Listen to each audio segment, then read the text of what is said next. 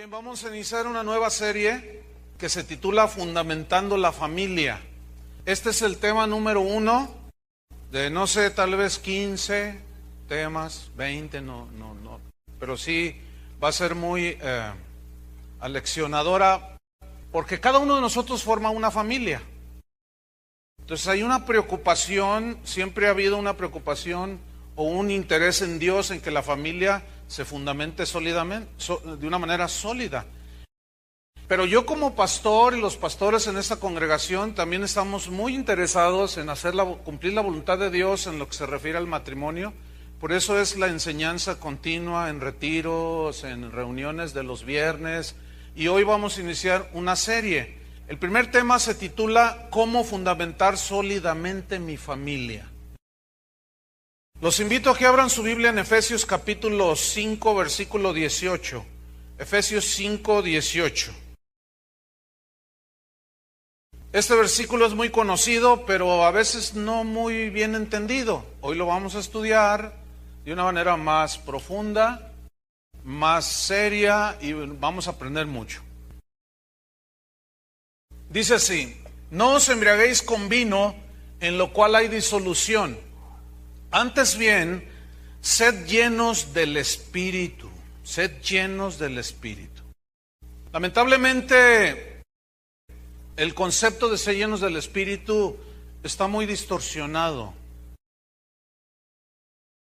Déjeme decirle que ser llenos del Espíritu Santo no viene porque un predicador ore por ti y te caigas al suelo. Y luego después te rías descontroladamente y sientas así bonito. Te sientas como un borracho y andes ahí trastabillando en la plataforma y luego te caigas al suelo, el predicador te levanta y te vuelve a tumbar. Algunos tristemente piensan que eso es ser lleno de Dios. Muchísimo menos ser lleno del Espíritu Santo es recibir las bendiciones de Dios pactando con dinero para recibir sus bendiciones, pero para nada. Muchísimo menos viene la llenura del Espíritu Santo por confesar, decretar o recibir. Esas son enseñanzas que no están en la Biblia. Yo conozco cientos de cristianos, y probablemente usted también conozca cientos de cristianos, o tal vez seamos uno de esos cristianos, no lo sé, que piensan que así es. Y siempre están buscando experiencias de este tipo y haciendo esas cosas, pero sus vidas son un desastre en la familia. Ese tipo de manifestaciones son las que prevalecen en la iglesia de hoy, desgraciadamente. Algunos le llaman avivamiento. Bien, entonces hago una pregunta yo: si esto es llenarse de Dios, o sea, caerse por todos lados y reírse, si esto es avivamiento, ¿por qué nunca como hoy hay más divorcios entre cristianos? ¿Alguien nos podría responder? Si esto fuera avivamiento, entonces ¿por qué hay más materialismo entre los cristianos de hoy que en los cristianos del primer siglo? ¿Por qué hay más adulterios dentro del cristianismo hoy? ¿Por qué hay más problemas en las familias de hoy que van a las iglesias cristianas? Las iglesias cristianas de hoy están llenas de este tipo de desastres. Bueno, el versículo que leímos, no os embriaguéis con vino, antes sed llenos del Espíritu Santo. Aparentemente este texto no tiene nada que ver con el tema de edificar la familia, pero ya descubriremos que tiene que ver muchísimo más de lo que pensamos este versículo. Una de las peores desgracias que estamos viviendo en el siglo XXI es precisamente la desintegración familiar.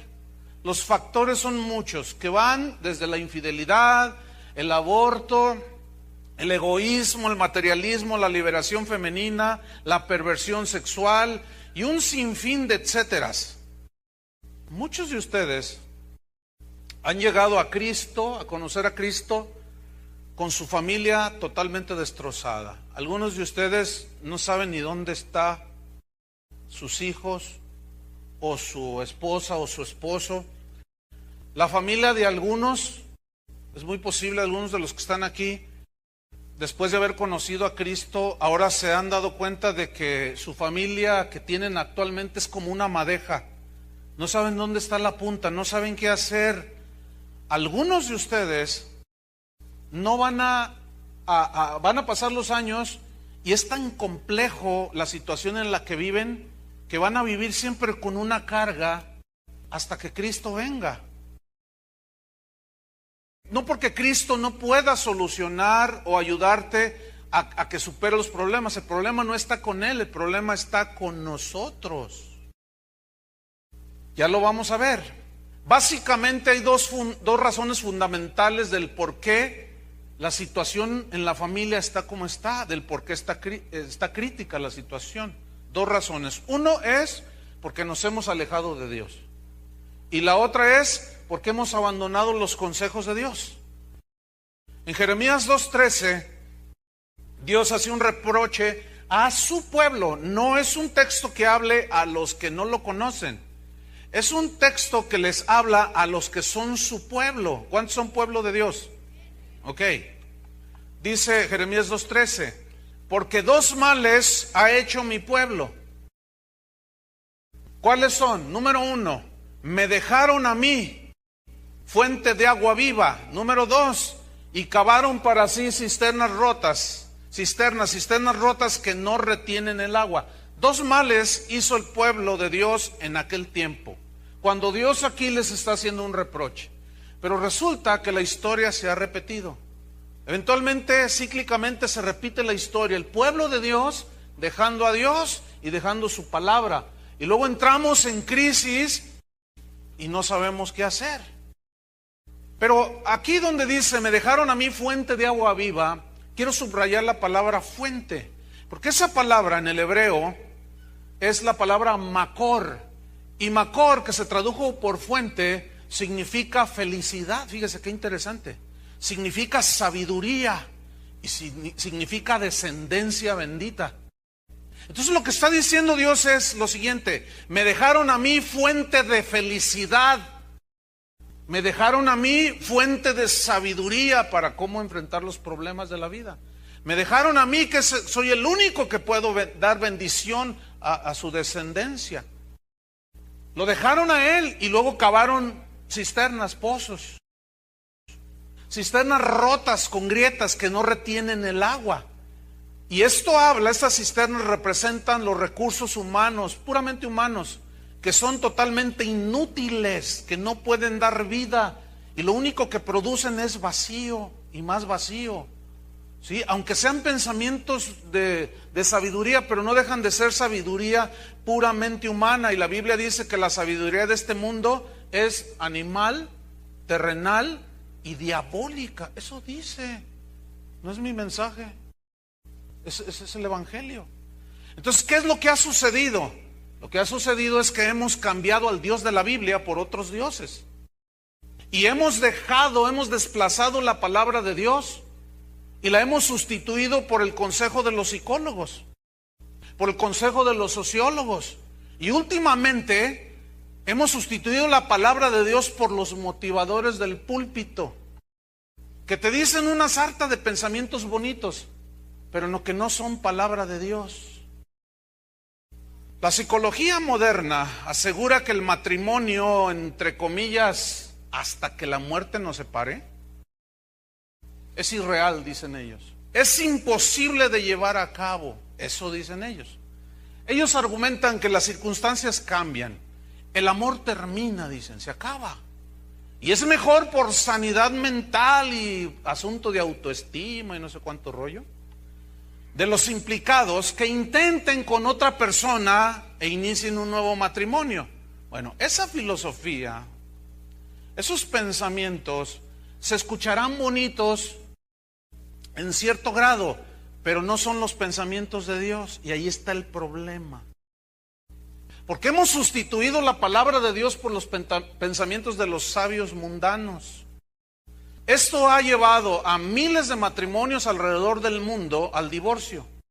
Pero lo más triste es que miles de matrimonios están en proceso de divorciarse.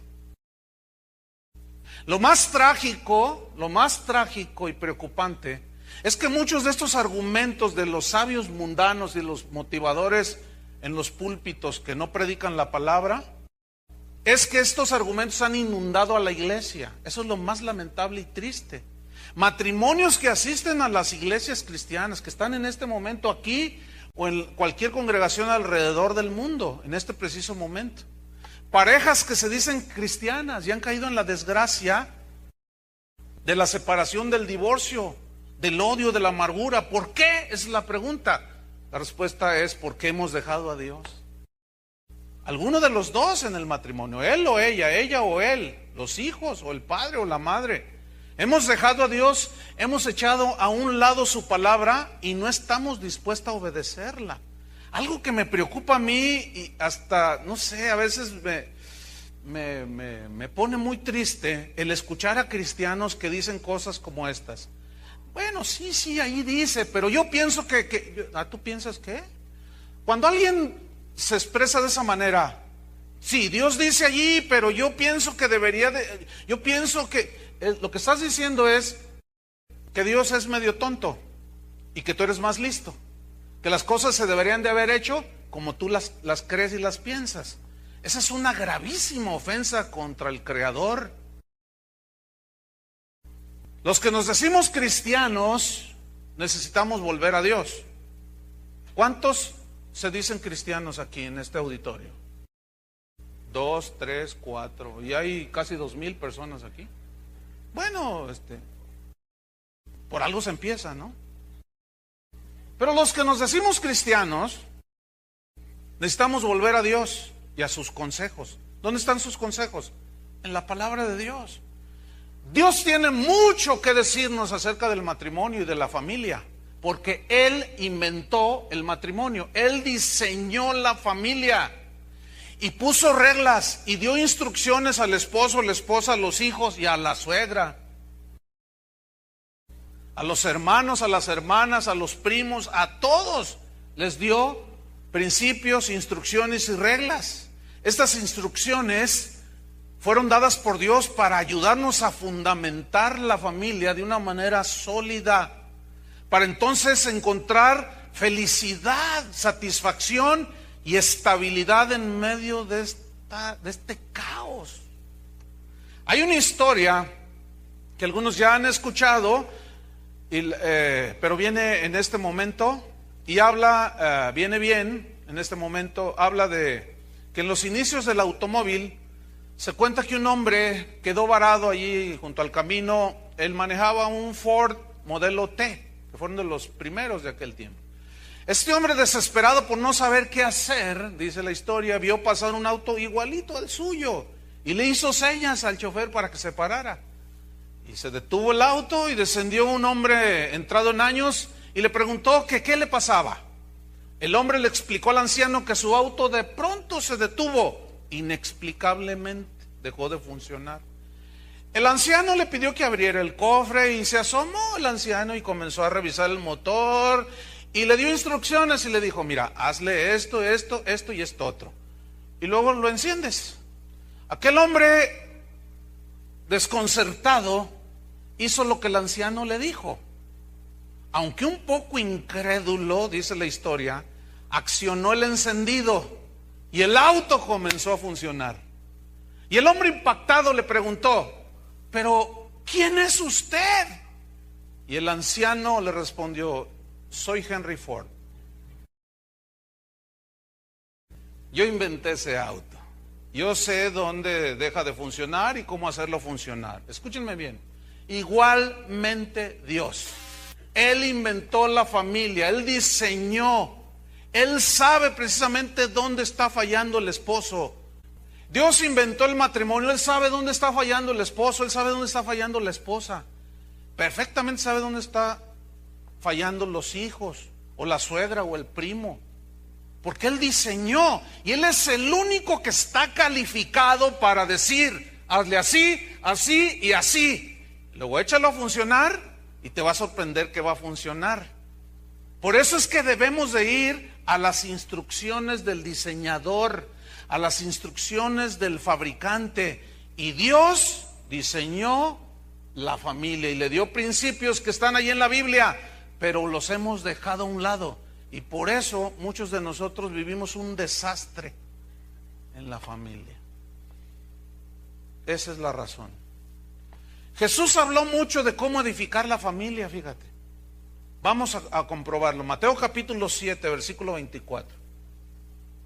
Mateo 7, 24. Yo sé que mientras estoy hablando, ustedes van a tener muchas preguntas. Por ejemplo, una esposa cuyo marido no es cristiano va a decir, ¿y yo qué hago? O un esposo cuya esposa no es cristiano, o una familia, un matrimonio cuyos hijos no son cristianos y andan en rebeldía, o un joven cuyos padres no son cristianos.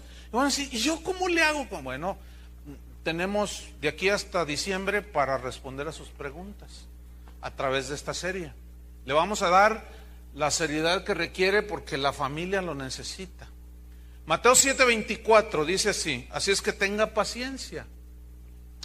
Dice así Jesús, cualquiera pues, cualquiera, hombre, mujer, joven, hermana, primo, suegra, cualquiera pues que me oye estas palabras, fíjate, la palabra de Dios, él está predicando ahí en ese momento, y las hace, aquí hacer, en el griego significa obedecer, o sea, el que me oye y obedece lo que estoy diciendo, le voy a comparar a un hombre prudente.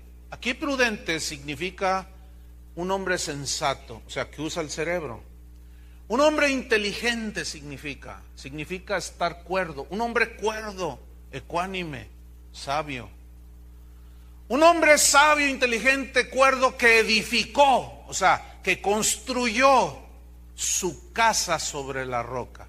Y aquí la palabra casa es muy interesante, porque se tradujo de un vocablo griego, oikia, que significa literalmente familia.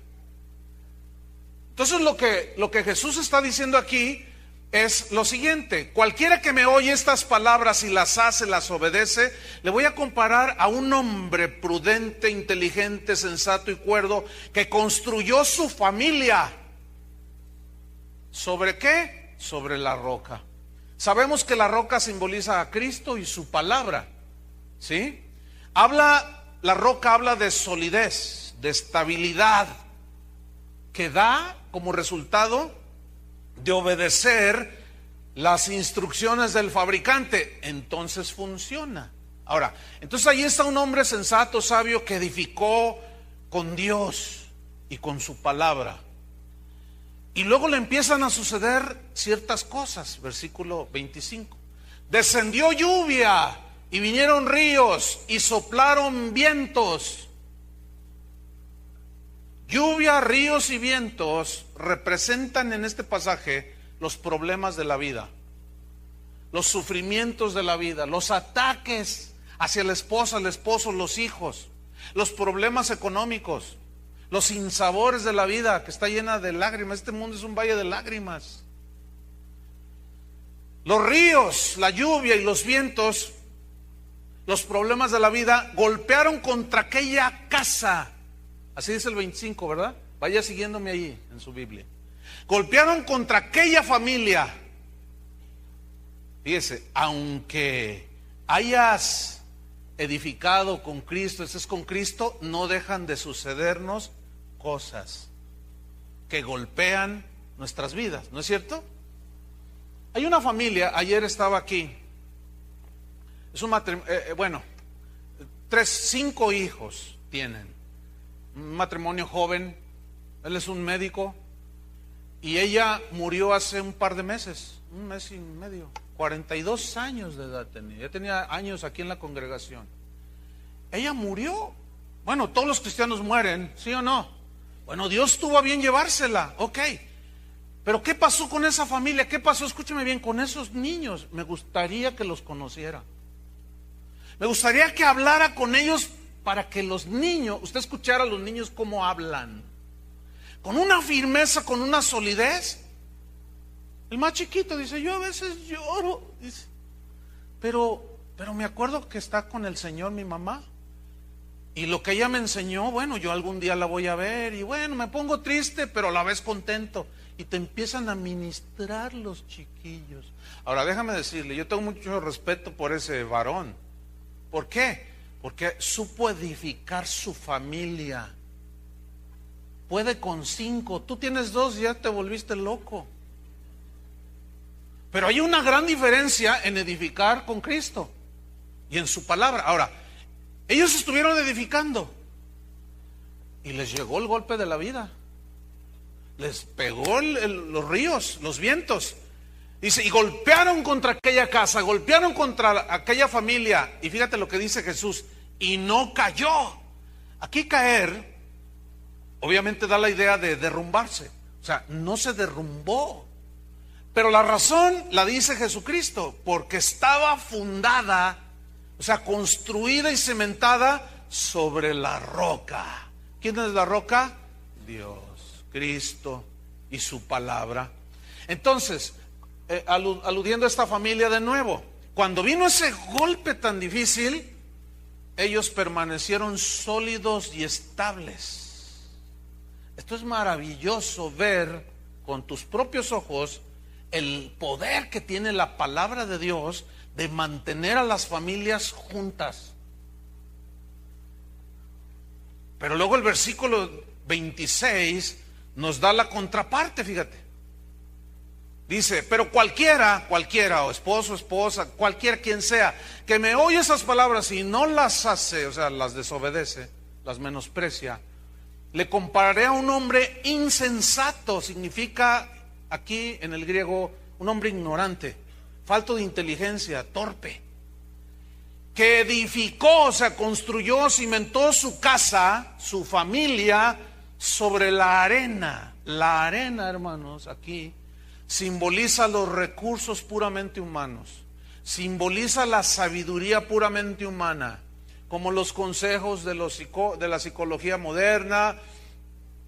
Y es en todos esos pensamientos muchos fundamentan, y es como fundamentar y construir una casa sobre la arena. A ver, le pregunto, ¿alguien fundamenta y construye una casa sobre la arena en su sano juicio? Y luego, ¿por qué los del Infonavit sí lo hacen? Porque no les importa quién se va a meter ahí. ¿Por qué muchos fraccionadores de aquí de Tlajumulco sabían que se inundaba allí? Porque no les importa la familia. Porque allí en una casa van y se meten familias. Bueno, cuando un marido, un esposo, una esposa, los hijos, no fundamentan en Dios, es como irse a meterse a Tlajumulco. Se les inunda todo cuando vienen las lluvias, los ríos. Fíjense, construir en el cauce de un río, o tienen que ser de plano unos malandrines sin corazón para construir en el lecho de un río, sabiendo que la primera lluvia va a inundar eso. Y la gente pregunta, oiga, ¿y que esto no es un cauce de un río? No, ya está todo trabajado, ya urbanizamos bien. Y vas y compras tu casita y te engañaron. Y luego el fundamento que le ponen. Así son las vidas de muchas familias. Van y se asientan por la región de Tlajomulco. Y llegan los vientos, como no tienen fundamento, construyen mal. ¿Qué sucede? Dijo Jesús. ¿Qué sucede? Fíjate en el versículo 27. Y descendió lluvia, y vinieron ríos y soplaron vientos, y dieron con ímpetu contra aquella casa. ¿Y qué sucedió? Se cayó, se derrumbó. Pero luego Jesús, fíjate lo que dice, y fue grande su ruina. Yo quiero resaltar esa frase, grande su ruina.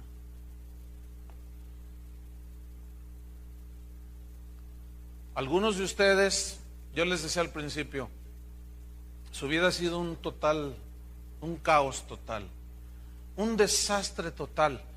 No estoy tratando de condenarlos, ni mucho menos. Simplemente les estoy aclarando en su mente por medio de la palabra de Dios del por qué entraste en esa situación.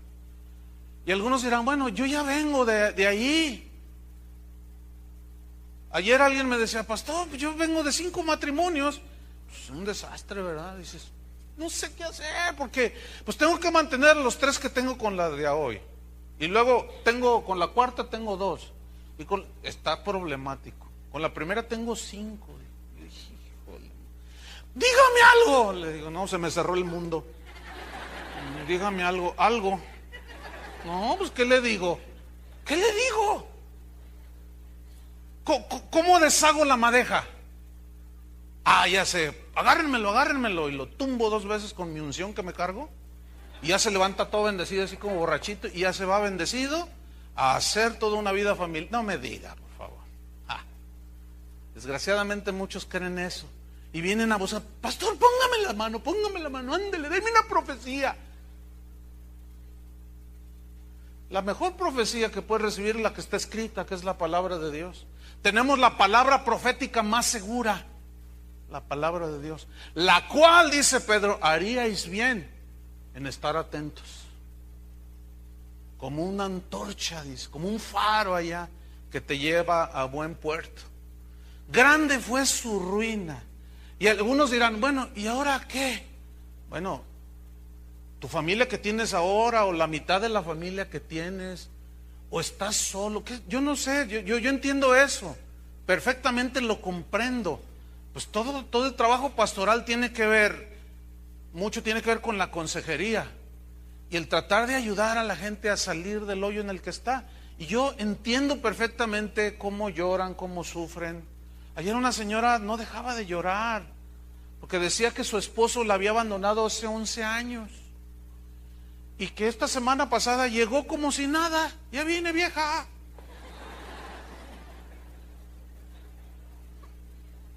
Dice: entonces yo empecé a hablar con él. Yo dije: bueno, a lo mejor Dios está haciendo algo. Entonces empecé a hablar con él. ¿Y qué cree que me dijo? ¿Ya te me estás insinuando tan rápido? Dice: mire, fue como un puñal en mi corazón, pobrecita. Lloraba, y a mí se me hace un nudo aquí también. Pues nomás la abracé a la señora, como de 60 años. Yo entiendo eso. Y bueno, le di palabras para consolar su corazón, pero indudablemente eso lo va a llevar por muchos años. Tal vez eso es algo que lo va a tener que enfrentar y llevar en su vida hasta que Cristo venga o el Señor la recoja. Y muchos de ustedes igual. Pero eso significa que vamos a tirar la toalla. No, hermanos, por favor, no. Porque lo que tienes ahora, lo que Dios te ha dado ahora, cuídalo. Porque Dios nos va a pedir cuentas de lo que Él puso a nuestra administración, ¿no es cierto? Y ahí incluye la familia. Fíjate, el rey David en el Salmo 11, versículo 3, dijo algo muy interesante e importante. Dijo: si fueren destruidos los fundamentos, ¿qué ha de hacer el justo? O sea, si el justo no tiene cómo edificar su vida, ¿qué va a hacer el justo? Gracias a Dios que tenemos la palabra de Dios. ¿Cuántos le dan gracias a Dios? Cuando estábamos en la primaria o en la secundaria, ustedes recordarán, había una clase que se llamaba civismo. Bueno, parece que ya no existe en la educación de hoy, ¿verdad? Ya la quitaron. Tratan de ponerla otra vez porque ya vieron que se descivismaron todos. Yo me acuerdo cuando enseñaban de civismo y decían cosas como esta: la familia es la base de la sociedad. ¿Se acuerdan de eso? Y una sociedad que no protege y cuida a la familia, tendrá problemas esa nación. No, pues es cierto, es una verdad. Y la Biblia ya lo establecía antes de que a algunos se les ocurriera dar esa definición. Ya siempre ha estado ahí en la Biblia. Tiene miles de años ese principio. Bueno, ¿por qué la familia de hoy vive en una anarquía? ¿Saben lo que es la anarquía, no? Donde cada quien hace lo que quiere. El esposo hace lo que quiere, la señora ni se diga. La suegra no, se está peor. Los hijos hacen lo que quieren. Entonces llega el muchacho y dice: papá, ya me salí del closet, soy homosexual. Y la señora pega el grito en el cielo: ¡ay, no, qué afrenta! Y el papá dice: déjalo, ¿cuál es el problema? ¿A ti qué te importa? Le dice: es muy su gusto de él, ¿verdad, mijo? Él dice: hey. Sí, papá. Entonces, pues haz lo que quieras. Y luego la muchacha falta 2 días a la casa y la señora, pues son las más preocupadas, usted sabe, ¿no? ¿Dónde andabas, hija? Pues ¿qué te importa, mamá? ¿Cómo que qué me importa si soy tu madre? No, pues mi papá me da permiso. ¿Y dónde andabas? Pues me fui a Vallarta. Me fui a Puerto Vallarta, allá con mis amigos. ¿Saben cómo se llama eso? Anarquía. Y la razón de la anarquía es porque no hay ley que los gobierne. En Jueces hay una historia bien terrible. En el capítulo 17 Dice en el versículo 6, en aquellos días, dice, no había rey en Israel. O sea, un gobierno teocrático aquí, porque Dios los gobernaba a través del rey, ¿sí? Y del sacerdote, el profeta. En aquellos días no había rey en Israel y cada uno hacía lo que bien le parecía. Oye, pues vamos a ofrecerle a Dios este sacrificio. Oye, pero eso no dijo Dios en la ley. Pues invéntate tu ley, invéntate tu religión, haz lo que a ti bien te parezca, eso haces. Eso se llama anarquía. Déjenme decirles algo, hermanos. Les voy a decir una realidad, es que es muy triste. Pero en el cristianismo de hoy hay muchas iglesias anárquicas. Empezando desde el predicador, desde el pastor que hace lo que le da su gana. Hace lo que le da su gana con el dinero de la iglesia, hace lo que le da su gana con la palabra de Dios, hace lo que le da su gana con los bienes de la iglesia que todo mundo aporta, hace lo que le da su gana con todo. Y cuidado que no digas nada ni le exijas cuentas porque te dice no toques al ungido de Jehová. Pero luego la esposa del pastor hace lo que le da su regalada gana, ¿verdad? Y luego los hermanos, el de matrimonios, el de la alabanza, no hombre, la alabanza acostándose con otra del coro. Y no diga nada porque pues aquí no falla. O sea, total, cada quien hace lo que le da su gana. Y ustedes dirán, ¿y dónde hay esos lugares? Ay, hermanos, no sean inocentes. La familia bien cimentada permanece en pie. Volviendo a lo de civismo, una familia bien unida, pues es un beneficio para la sociedad. ¿Es verdad? Es cierto. Imagínate un esposo cristiano, una esposa cristiana, los hijos cristianos. Imagínate el esposo cristiano, no tranza para avanzar. Es un hombre íntegro, hace sus negocios limpiamente. No le miente a su esposa, la esposa ama al esposo. No es una señora que anda allá de chisme en chisme. No es una señora que se pasa 5 horas viendo las novelas.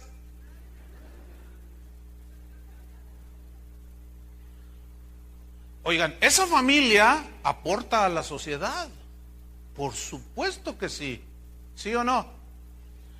Pero lo contrario es que familias donde hay una anarquía también aportan a la sociedad. Vean cómo está el mundo. ¿Saben cuál es la bandera de los políticos? Hoy, en los políticos actuales en todo el mundo, no crean que nada más aquí en Guadalajara. Por cierto, ¿van a ir a votar? Bueno. ¿Saben cuál es la bandera? La seguridad, número 1. ¿Por qué? Miren, no quiero ser pesimista, ni lo soy porque esto es lo que la Biblia dice. El mundo afuera no tiene remedio. No pueden contra la inseguridad. No pueden. ¿Por qué no pueden? Porque el problema del ser humano está en el corazón. ¿Cómo vas a pastorear un montón de narcotraficantes? ¿A poco les vas a decir, ya llegué yo, ya llegó la ley y se me acaban ahora todos los narcos? Ya ves todo lo que está pasando. Matan 10,000 y ellos matan 20,000. Meten a la cárcel 65,000, están en la cárcel y surgen 350,000. No van a poder, no pueden. Porque el problema está en la raíz. ¿Dónde es la raíz? El corazón del hombre. Sin embargo, fíjate, te lo voy a comprobar esto. ¿Cuántos de ustedes andaban en eso? Digo, andaban, Bueno, digo, es que se supone que si usted viene aquí es pastor o es predicador o es cristiano, usted anduvo.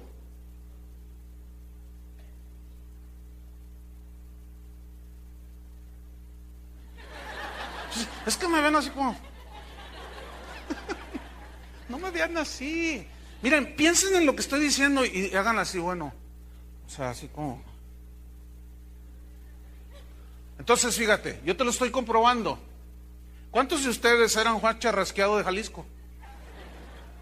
Con mujeres por donde quiera. Una en la colonia Morelos, otra en la colonia Independencia, otra en... Y así andaban y se creían los metrosexuales.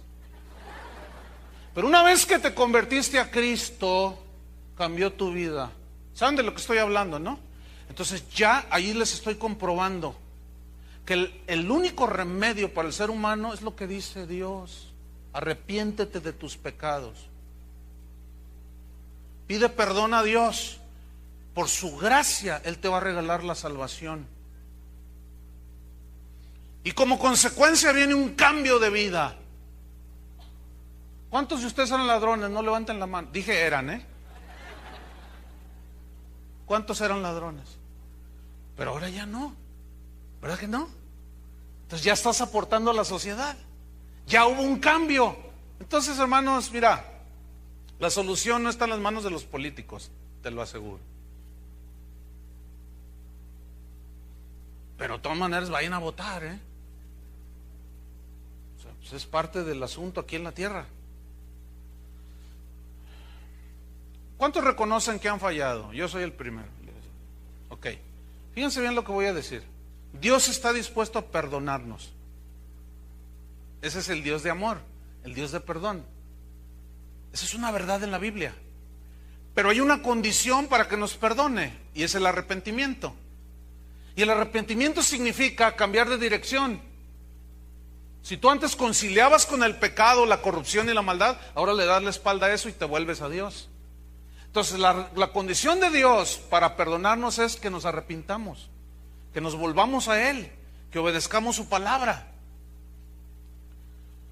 Dios está entonces dispuesto a perdonarnos, pero escúchenme bien. Anh viết vẫn chưa xong, liệu rằng ngày đó có đến trước, dành khi người mới còn chưa mong như anh từng là người đến trước. Khi đắng, khi ngọt, hạnh phúc song hành như chén thuốc em à.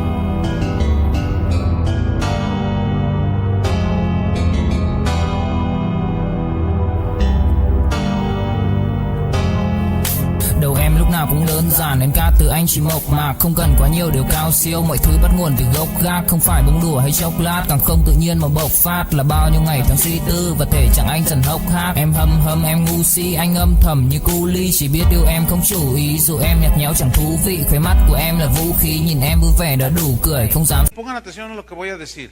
Él jamás va a cambiar las reglas sobre el matrimonio.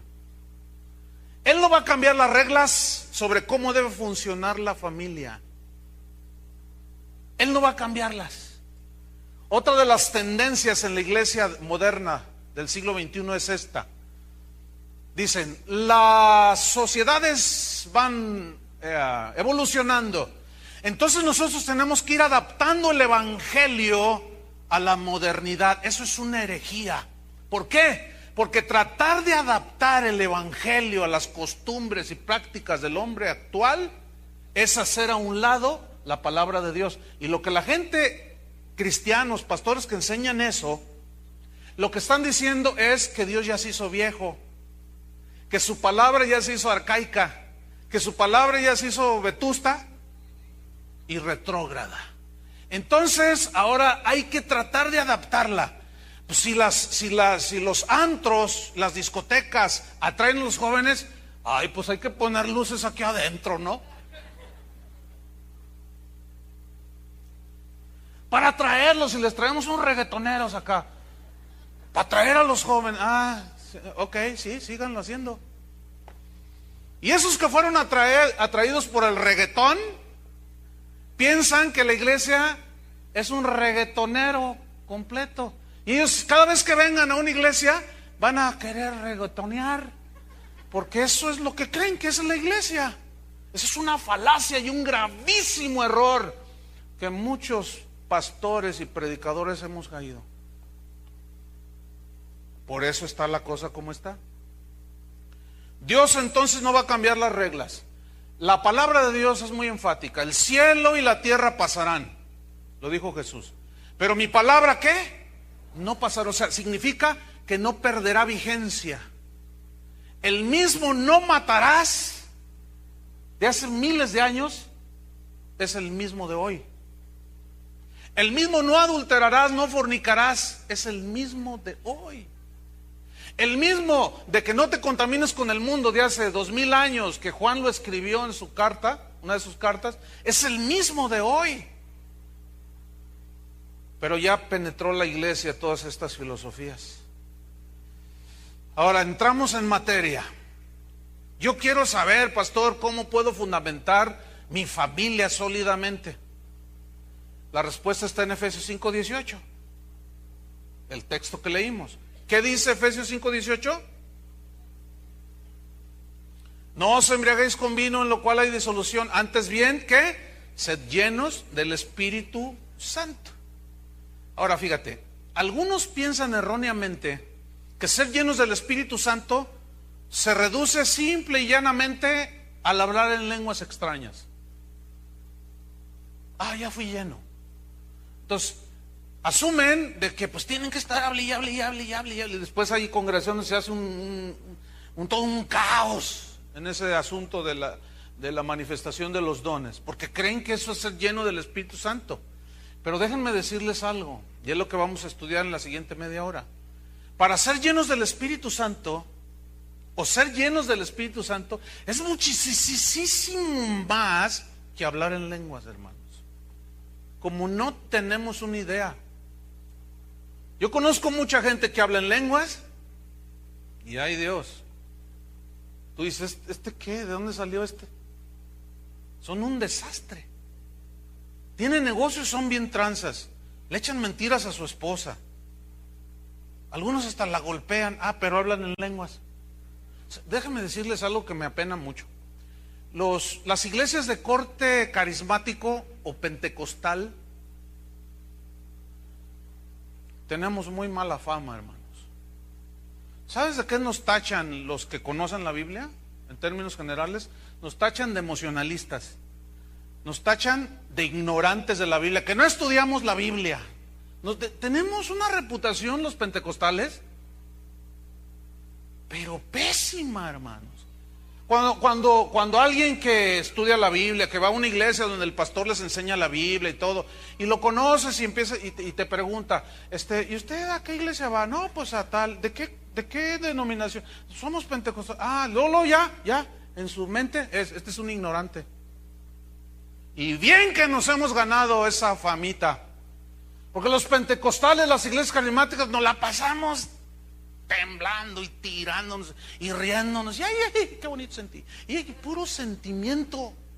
Y la palabra de Dios, ¿dónde la hemos dejado? ¿Saben dónde es donde se produce el mayor índice de divorcios, de adulterios y de madres solteras? Escúchenme bien, en las iglesias pentecostales.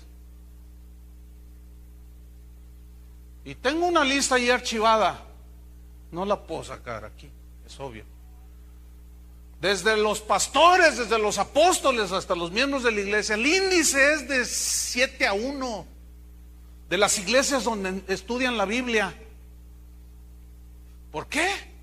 Porque son puras emociones. Debemos salir de ahí, hermanos.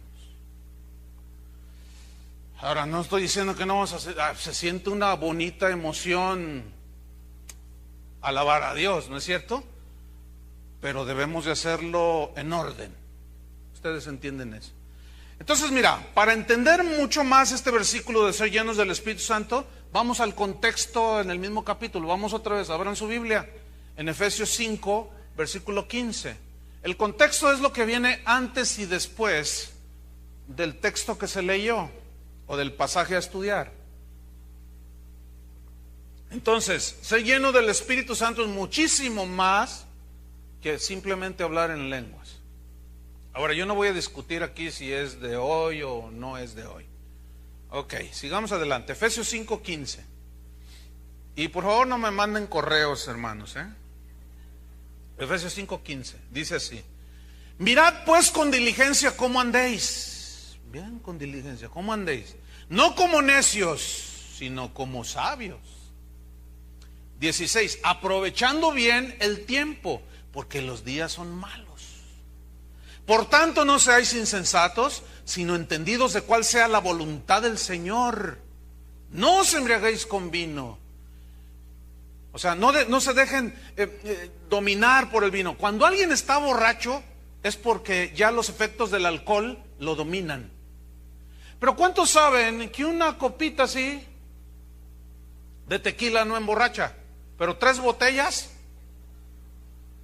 te hacen perder el control. Entonces los efectos del alcohol te dominan.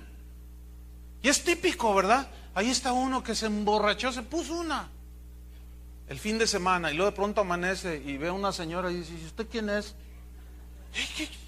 Ay, es que estaba borracho, dice. Y luego todavía peor, está ahí un hombre y ve otro hombre a su lado y dice, ay, ¿este quién es? Ay, es que estaba borracho y no sabía lo que hacía. Oiga, ¿y qué recuerda del accidente? Mira nomás cómo quedó. Le amputaron las 2 piernas. No sé, estaba borracho. Dice, o sea, cuando alguien está borracho pierde el control de todo.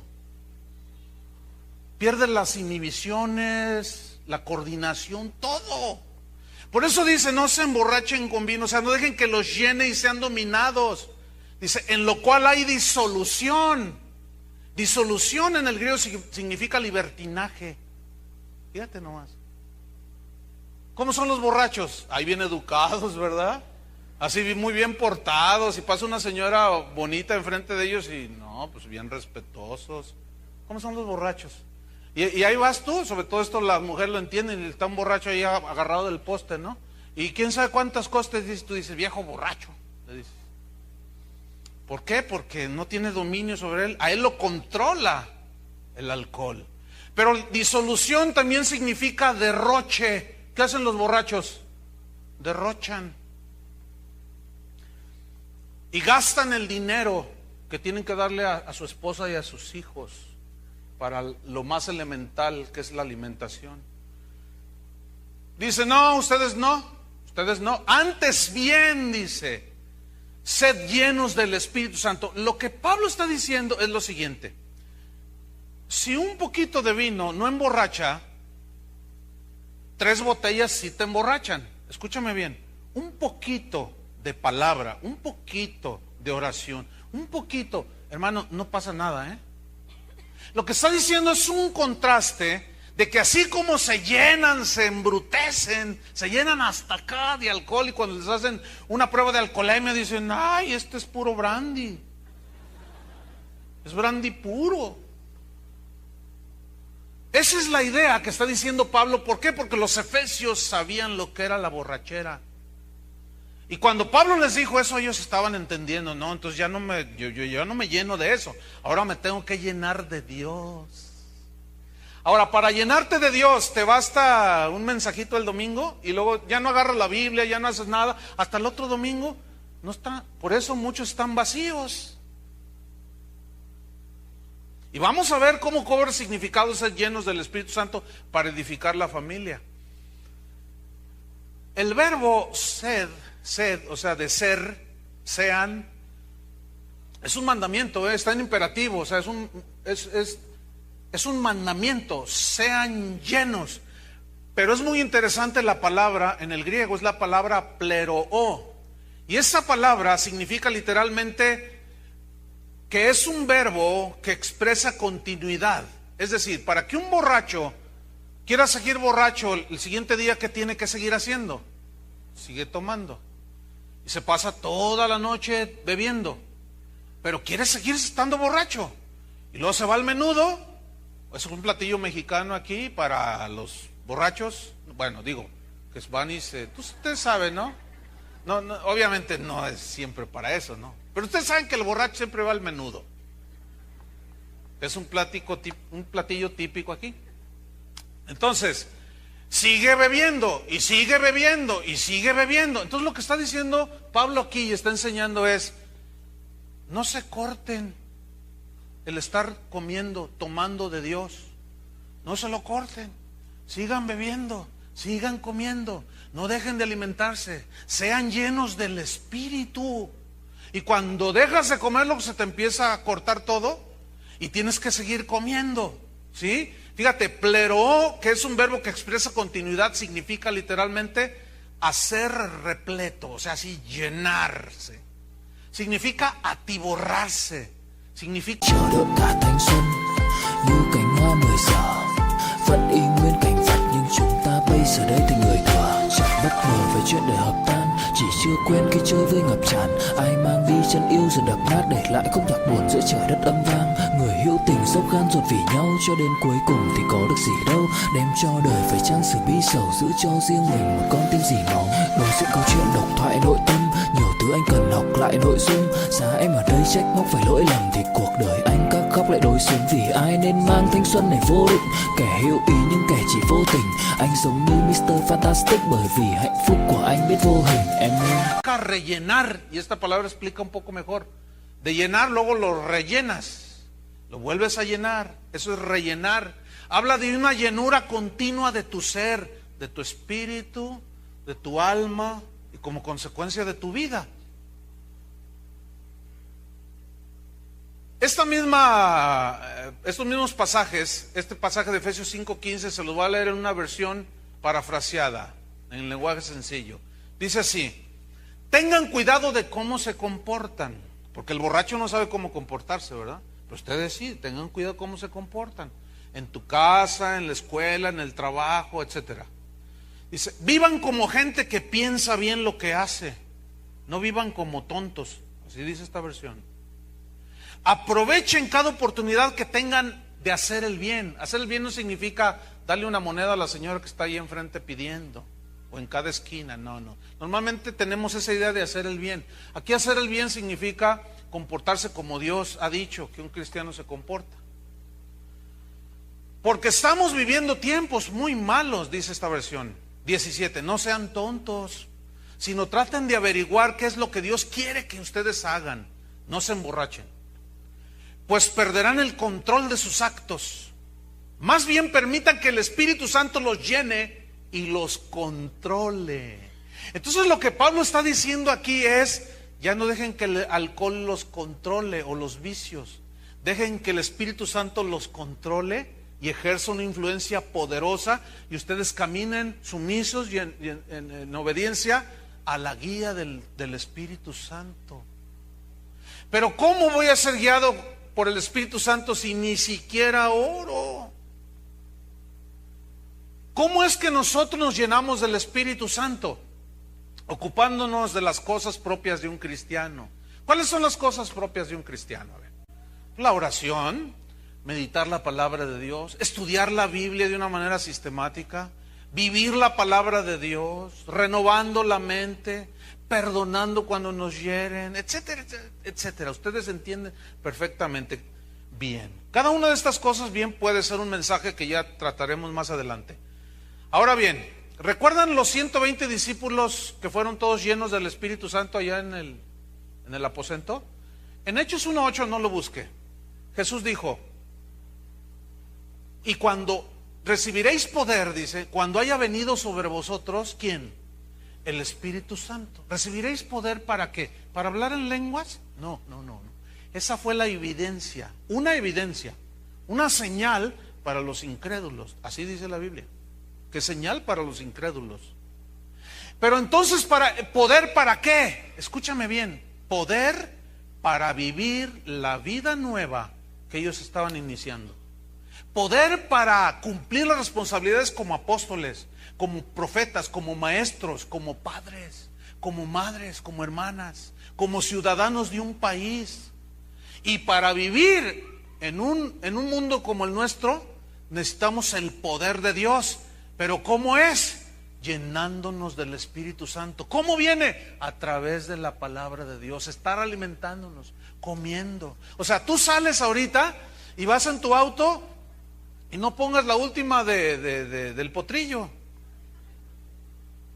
Mejor vete escuchando las alabanzas y sigue alabando a Dios. Y cuando llegues a tu casa, en lugar de leer las revistas esas amarillistas de que, ay, el artista fulano se hizo la cirugía de la nariz, ay, mira qué bonita quedó. Y ay, a ver, ¿qué zapatos usa fulano? Y ahí están leyendo las hermanas.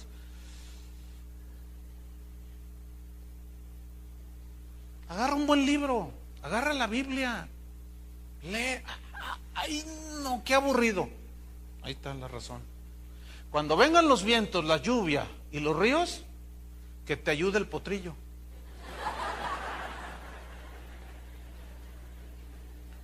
Ese es el problema, hermanos.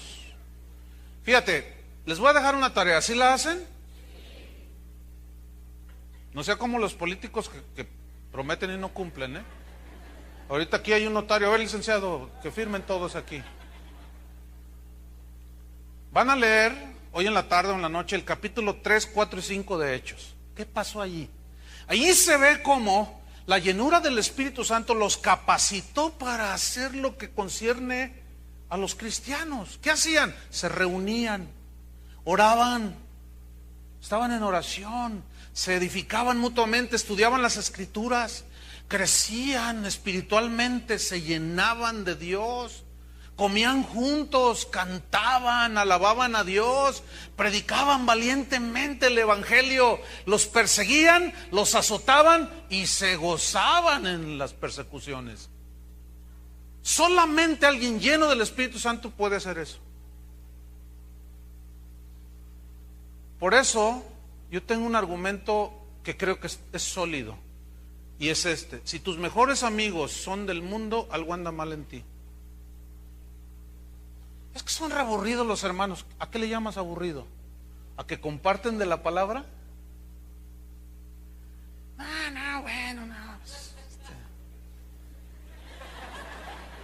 No seas tan obvio, hermano. Bueno, al menos no lo disfrazaste, ¿verdad? Sí, está hablando de mí este pastor. Ahora fíjate, yo quiero que quede bien claro lo siguiente. Pon tus ojos ahí en Efesios 5:15. Fíjate cómo empezamos a leer y llegamos hasta el 18. Yo quiero que ustedes, porque este es el meollo del mensaje, yo quiero que ustedes entiendan que el mensaje no cambia, es el mismo. No se corta el hilo del mensaje, es la misma enseñanza. Es el mismo punto que está Pablo hablando aquí a los efesios. Ya les dice: no se embriaguen con vino, no, llénense del Espíritu Santo. Pero luego en el versículo 19, San Pablo comienza a dar una serie de evidencias que deben de demostrar los que están llenos del Espíritu Santo. Si no tienes estas evidencias, hay más, pero estas son muy importantes, es porque no estás lleno del Espíritu Santo. Entonces, si no estás lleno del Espíritu Santo, no tienes el poder para ser un buen marido. Y aquí es donde entra el asunto. Versículo 19. Una de las evidencias es un espíritu de adoración. Hablando entre vosotros con salmos, con himnos y cánticos espirituales, cantando y alabando al Señor en vuestros corazones. Espíritu de adoración. Es decir, yo te pregunto, ¿qué es lo que estás cantando? Bueno, fui a la Minerva, pero pues es que estaba la Pau, estaba el Potrillo, estaba la Belanova, estaba la... ¿Y usted cómo sabe todo eso? ¿Usted fue? No, pero leí. Pues todo el mundo donde quiera, decían. Hasta no pude pasar por allí. ¿Y esto por qué? Pues es que viene el Potrillo y viene la Gloria Estefan. ¿Y qué hace un cristiano allí?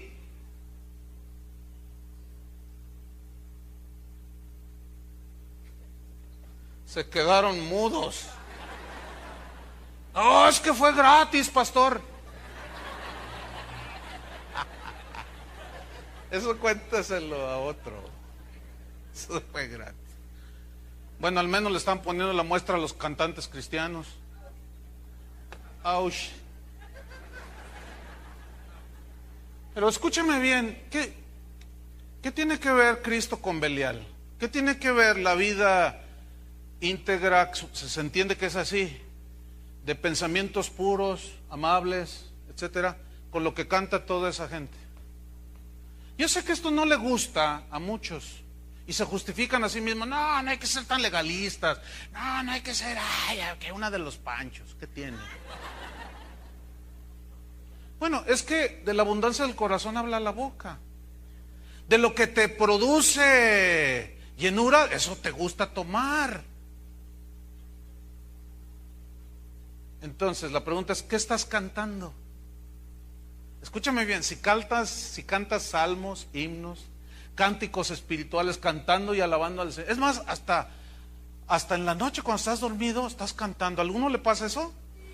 Y en cuanto abre los ojos al primer minuto de la mañana, está un canto ahí. ¿Les pasa eso? Estás lleno del Espíritu Santo. O te amaneces con el rey. Pero no el rey de reyes, sino el que no tiene trono ni nada, ni nadie que le comprenda. pero sigues siendo el rey.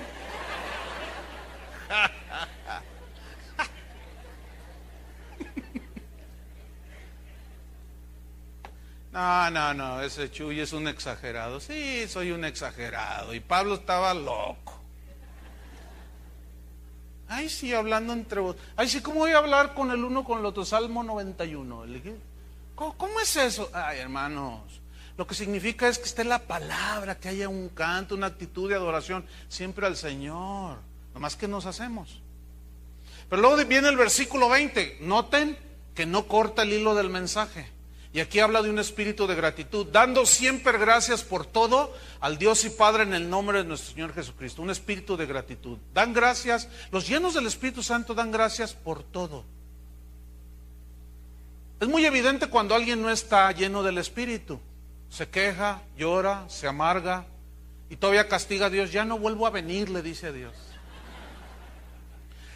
Pero quiero entrar ya y nos vamos sobre el fin del mensaje.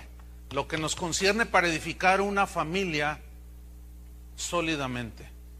Viene un espíritu de sometimiento. Fíjate nomás. Mira, esta es una de las evidencias menos entendidas y menos enseñadas y menos comprendidas de lo que significa ser lleno del Espíritu Santo. Y Pablo comienza a hablar del sometimiento en la familia, porque si ustedes ponen atención ahí, comienza a hablar de la familia, ¿no es cierto? Pero empieza con el versículo 21, que es un versículo muy poco entendido, muy poco explicado y muy poco comprendido, pero hoy lo vamos a explicar y yo quiero pedirle a Dios que lo comprendamos. No se duerma, por favor. ¿Listo? Ok, Efesios 5:21. No corta el mensaje, lo sigue. Someteos unos a otros en el temor de Dios. Ay, a ver. Someteos unos a... Pero yo soy el esposo, pastor. ¿Cómo yo me voy a someter a mi esposa, a mis hijos? Bueno, pongan atención. ¿Qué dice allí? Someteos unos. Phúc đâu cần chỉ cho phút bắt đầu. Nhớ đến cái lúc còn gió sương vơi đầy. Nhớ hình bóng người nào đó vương nơi này. Trong vài khoảnh khắc mong có được đôi tay ấy cầu lau đi bờ mi khi nào thường hơi cay. Xa một người phải bước qua cuộc đời, không phải xa đi vĩnh viễn mà chúng ta chỉ tạm chịu lấy đau. Phút này mau tìm đợi nhau, phút này sau đừng về nơi hoàng tuyển đã có hoa bỉ ngạn.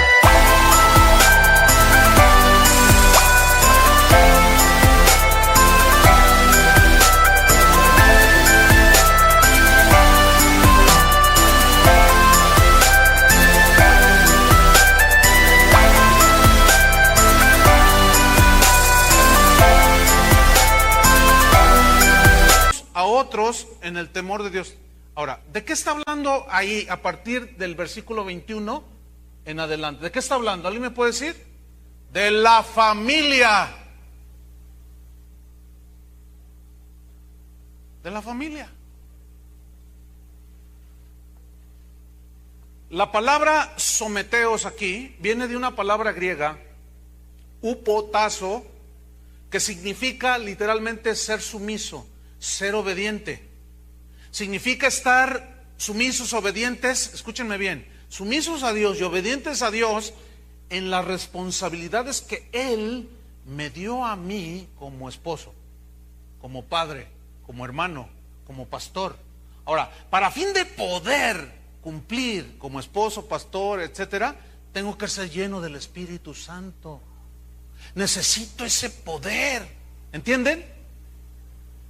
Eso significa someterse unos a los otros. Es decir, a la esposa también les dada responsabilidades, a los hijos también, a las mamás, a las suegras, a los suegros.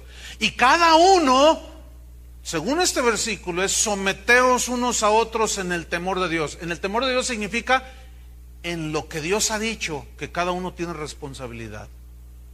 Es decir, fíjese bien, ahorita se lo ilustro. Cada miembro de la familia tiene responsabilidad. Cada miembro de la familia puede hacer una demanda justa. Una esposa al esposo, el esposo a la esposa, un padre a sus hijos, los hijos a los padres. Y ahí es donde está el sometimiento.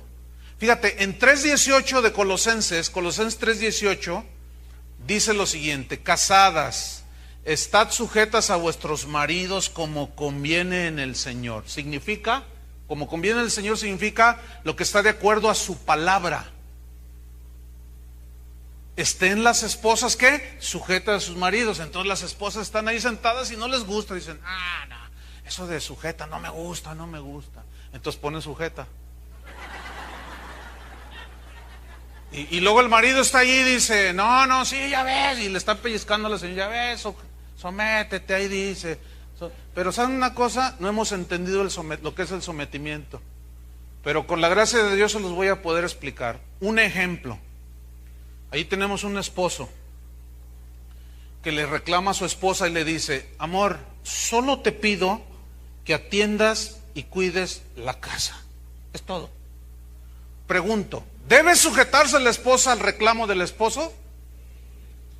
Yo quiero que contesten las señoras, pero ese está muy tibio. ¿Por qué sí? Porque está de acuerdo con la palabra de Dios. Porque la Biblia dice que la mujer debe amar a su esposo, tiene que ser cuidadora de su casa, prudente, casta, buena, sujeta a su marido, según la epístola de Tito, capítulo 2. Dice una versión, para que las más jóvenes aprendan a vivir, tienen que ser enseñadas por las ancianas, dice. De una manera que muestren su amor por su esposo y sus hijos. Las jóvenes deben de aprender de ellas a tener buen juicio y un corazón puro, a cuidar su casa, a ser amables, a estar dispuestas a servir a su familia. A nadie podrán entonces criticar cuando el mensaje de Dios esté viviendo en ellos. Otro ejemplo, porque pues, los varones dijeron, ya ves, sujétate. Otro ejemplo, una esposa reclama a un marido y le dice, amor, por favor, mira, solo te pido que me respetes. Solo te pido que no me hables groseramente, me lastimas. No me digas malas palabras. Pregunta, ¿debe someterse al reclamo de su esposa, sí o no? Eso es someterse unos a otros. Y los esposos, bueno, en los cristianos de hoy, en muchos hay esa ignorancia de que la mujer se sujete, cállese la boca y nada más yo hablo. Y cállese. La Biblia dice, prohíbo a la mujer hablar, cállese. Sujeta, cállese. Oye, mi amor, pero cállese. Yo aquí soy la cabeza del hogar. ¿Tú eres la cabeza o el cabezón? No has entendido lo que es el sometimiento, pero hoy te está dando la oportunidad de que lo entiendas. Entonces, cuando mi esposa me hace una demanda, oye amor, estás descuidando esto. Ahora, si yo estoy lleno del Espíritu Santo, ¿qué voy a hacer? Me voy a someter. Suena raro, ¿no? Extraño. ¿Cómo que un esposo se somete a la esposa? Sí, eso es lo que dice allí. ¿Lo alcanzan a ver o no? Pero no en el sentido que la esposa está suplantando el lugar que me corresponde como cabeza. No, yo sé que lo están entendiendo porque le están haciendo, ya me cayó el 20. Caer el 20 para los que nos oyen en otros países, ya entendí.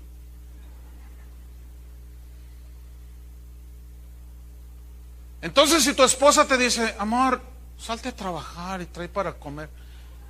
No, estoy orando. Además, tú no eres nadie para pedirme nada ni exigirme nada. Escucha, no, espérense, porque esta serie va a tumbar un montón de falsos conceptos que tenemos por ahí. Ya no me hables así, amor, por favor, te lo voy a pedir. Porque hay cada marido que se dirige a su esposa con palabras que... Está en la Biblia, Colosenses 3:19, dice así, maridos, amad a vuestras mujeres y no seáis ásperos con ellas. La palabra clave aquí es áspero, aspereza. Viene del griego pikros, que significa atravesar, perforar con algo puntiagudo y punzante. En este caso son palabras. ¿Sí? Ya estás bien fea. ¿por qué me dices eso? Ay, ya no me gustas. Ay, hermano. Se quedaron bien serios. Y eso traspasa el corazón de tu esposa. Y lo más cuando le dices, eres una buena para nada, pero con palabras altisonantes, soeces. Entonces, escúchame bien, varón. Tu esposa te puede hacer una demanda y decir, mi amor, por favor, trátame como a tu esposa, por favor, jalisquillos. Que no le salga lo macho, porque el macho no está lleno del Espíritu Santo, el macho está lleno de vino, de tequila, 3 magueyes. Y ni se te ocurra cuando tu esposa te hace una demanda justa y te diga, mi amor, no quiero que me vuelvas a decir esas malas palabras. Si tú estás lleno del Espíritu Santo, te vas a humillar, vas a llorar, te va a doler y vas a pedir perdón. Y te vas a poner enfrente de ella y le vas a decir, amor, perdóname, no te vuelvo a decir una mala palabra. ¿Debe de someterse el varón a su esposa en ese punto? Sí. Algunas dirán, pero yo no tengo esposo, tengo hijos. Bueno, yo les dije que había situaciones complejas, pero aún así, fíjate bien lo que dice la Biblia. Sigamos adelante rápidamente. Otro ejemplo.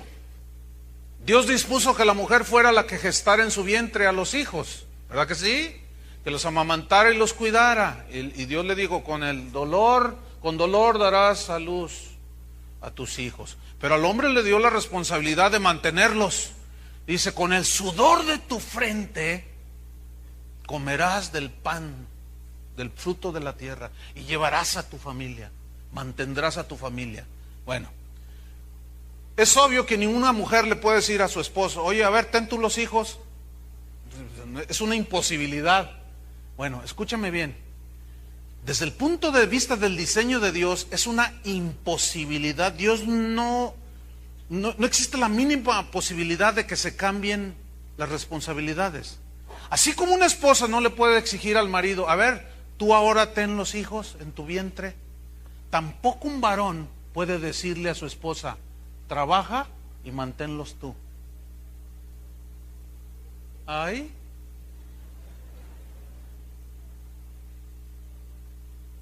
No, pero ahora muchos, y bueno, yo sé que van a quedar preguntas en el aire. Muchos espiritualizan el asunto. Le dicen, mi amor, la cosa está difícil.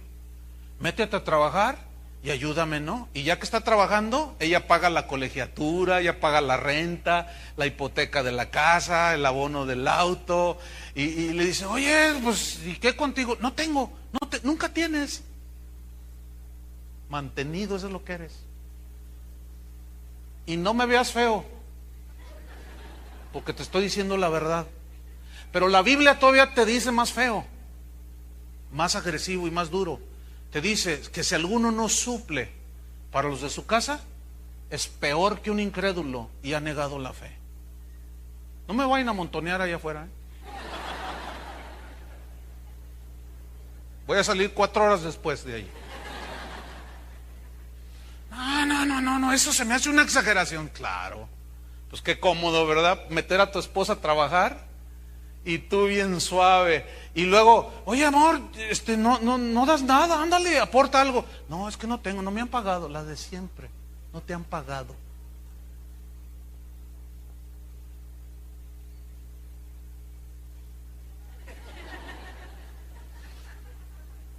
¿Saben que ahora en estos días de estudio de la palabra y de andar visitando las casas de oración, aproveché para hacerme una operación en mis ojos, porque tenía cataratas y veía medio borroso y no veía a los que estaban atrás. Ahora puedo verlos. Esto es nada más para leer esta parte de aquí, este bifocal. Pero me pusieron unos lentes adentro y ahora los veo. Antes no los veía, no sabía si estaban durmiendo. Y ahora sé hasta lo que están pensando. Ahí sí ya te crees Superman. Tú te crees Superman, ¿verdad? Pues ahí te va tu kriptonita. Ustedes saben que Superman se ponía a temblar cuando le ponían kriptonita, ¿verdad? Y muchos de ustedes, ya, ¿qué soy? Yo soy Superman. Y... Tưởng một duyên số nhưng nếu em cho số đảm bảo mình nên duyên đấy. Từ khi gặp em Google hết tác dụng bởi em là tất cả những gì anh cần tìm, giống một kho báu để ngăn người khác đụng tới. Đối đầu thế giới anh cũng sẵn sàng cân tím, ghét phải lặng im coi em như cô bạn. Nỗi nhớ đong đầy bao giờ mới khô cạn, khoảnh khắc bên nhau thời gian như ngừng trôi vì em sở hữu sự hấp dẫn vô hạn. Yêu đơn phương cảm giác khó đọc tên, mọi thứ mù mịt giống như đứng trước bão. Mãi hy vọng chờ đợi ngóng trông đến ngày nụ hôn đó sẽ một lần được trao. Hương thơm ngọt ngào vương trên mái tóc em gây nghiện cực mạnh, anh ngày đêm ước ao. Quỳnh là loài hoa đẹp nhất trong bóng đêm, cuộc đời này u tối đang cần em bước vào. Đưa cho anh cái bản đồ vì anh sắp lạc bên trong đôi mắt kia. Hãy đưa cho anh cuốn từ điển vì cảm xúc. ¿Sabes cuál es la kriptonita para ti? La palabra de Dios.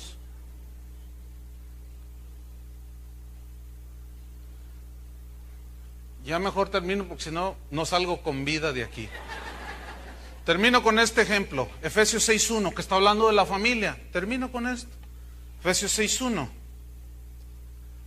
Porque ¿qué creían que los hijos también se iban a escapar? No, no. Ahí va, Efesios 6.1. Hijos, obedeced en el Señor a vuestros padres. ¿Qué significa eso? En lo que estoy de acuerdo a la palabra de Dios. Escuchen bien, muchachos, chicos. Si tu papá o tu mamá te dicen, hijo, voy a comprar 1 kilo de tortillas, ¿tiene que ir a comprarlo, sí o no? Sí. ¿Qué van a hacer, muchachos? ¿Qué vas a hacer tú? A ver. La verdad, tienes que obedecer a tu mamá. Pero si tu papá te dice, ve y cómprame otro carrujo de marihuana, ¿qué debe de hacer el muchacho? No. Pero el muy jalisquillo va a decirle, ¿qué no oíste la predicación? Hijos, sométanse. Entonces el muchacho le va a decir, en el Señor, papá. Yo no voy a hacer nada que violente la palabra de Dios. ¿Y qué tiene que hacer el papá? Someterse. Esto no lo habían oído, ¿verdad que no? O sea que tu hijo te puede reclamar, sí, en el Señor. Y no provoquéis, vean lo que dice, y no provoquéis a ir a vuestros hijos. ¿No dice así? ¿Qué significa provocar a enojo? Te voy a poner un ejemplo. Tú tienes 3 hijos. Juanito, Panchito y Lupita. Y Lupita pues es tu amor. Y Juanito y Panchito pues están re feos. Entonces tú abrazas a Lupita, ¿verdad? Ay, mi hijita, ya es de una quinceañera y le cuelgan los pies así, te la sientas aquí, ay, mi hijita, usted es la consentida. Y luego llega Panchito, que también con sus 11 añitos, y quiere que lo abraces. Entonces, oye, papá, quítese, hasta parece homosexual usted. Así algunos tratan a sus hijos. ¿De cuándo acá un padre le debe decir a su hijo que es homosexual porque le pide un abrazo? Por el amor de Dios, hermanos. Por el amor de Dios, ¿dónde tienen la cabeza? Tus hijos indiscriminadamente necesitan tu amor, necesitan tu abrazo. Y si tú amas más a Lupita que a Panchito, lo estás provocando a ira. Entonces Panchito va a venir y te va a decir, papá, tú deberías de ser imparcial, deberías amarnos a los... Pero hijos, tienen que hacerlo con respeto, ¿oíste? Y tú decirle, vea las tortillas con respeto. ¿Están entendiendo lo que es el sometimiento mutuo? Esto apenas es la introducción, hermanos. Pero ahí está el principio ahí. Fíjate, honra a tu padre y a tu madre, respétalos, obedécelos, que es el primer mandamiento con promesa, para que te vaya bien, seas de larga vida sobre la tierra. Y vosotros, padres, no provoquéis a ira, enojo a vuestros hijos, como Isaac y Rebeca. Isaac amaba a Jacob y Rebeca a Esaú, y los pusieron el uno contra el otro. Error. Sino criadlos, dice. Significa llevarlos a la madurez, entrenándolos en disciplina, en corrección, en instrucción y amonestación. Significa reprensión, advertencia del Señor. Significa conforme a su palabra. Entonces, escúchenme bien, la familia llena del Espíritu Santo es aquella que verdaderamente puede cumplir con el poder de Dios el propósito que Dios tiene para cada uno. El papá lleno del Espíritu Santo, la mamá, los hijos. Si nada más hay mamá y 2 hijos, la mamá y los 2 hijos. Si tú eres sola o solo, tú sé lleno del Espíritu Santo para que seas un empresario honesto, que manifiesta la fuerza de Dios, el poder de Dios. ¿Entendieron cómo empezar a edificar? Primer requisito, ser llenos del Espíritu Santo. No voy a orar por ustedes aquí, voy a hacer una fila interminable y nos vamos a las 6 para tumbarlos a todos, para que sean llenos del Espíritu Santo. Eso no es. Vamos a orar, pónganse de pie. Vamos a pedirle a Dios que nos ayude, que nos enseñe. Señor, te damos gracias. Gracias, Señor, por tu palabra. Sabemos que somos confrontados, que somos desafiados, y la responsabilidad nuestra es continuar llenándonos a través de la oración, la palabra, obedeciéndote. Tú ya hiciste tu parte, Señor, en la cruz del Calvario. Cristo murió por nosotros. Él es el único que nos puede limpiar nuestros pecados. Nos arrepentimos y nacemos de nuevo. Y comenzamos una vida nueva, poderosa, llenándonos del Espíritu Santo, para de esa manera poder funcionar como esposos, como padres, como hijos, como hermanos, yendo más allá, como la familia tuya, la iglesia, cada uno lleno del Espíritu Santo para cumplir cada responsabilidad, como pastor, como pastores, como maestros, como miembros de la congregación, como los que apoyan aquí, los que ayudan allá, todos llenos del Espíritu Santo. Señor, la dedicación que hicimos hace 27 años, cuando inició esta iglesia, de que se iba a predicar tu palabra, queremos, Señor, cumplir hasta que tú vengas o nos vayas llamando a tu presencia. Porque esa es la única manera en que nosotros podemos ser llenos del Espíritu Santo, a través de tu palabra, Señor. Yo te pido por cada familia, Señor, que hay aquí. Bendícelos. Los pastores de esta congregación queremos cumplir, Señor, la tarea que nos encomendaste. Queremos hacerlo bien, como tú lo has mandado.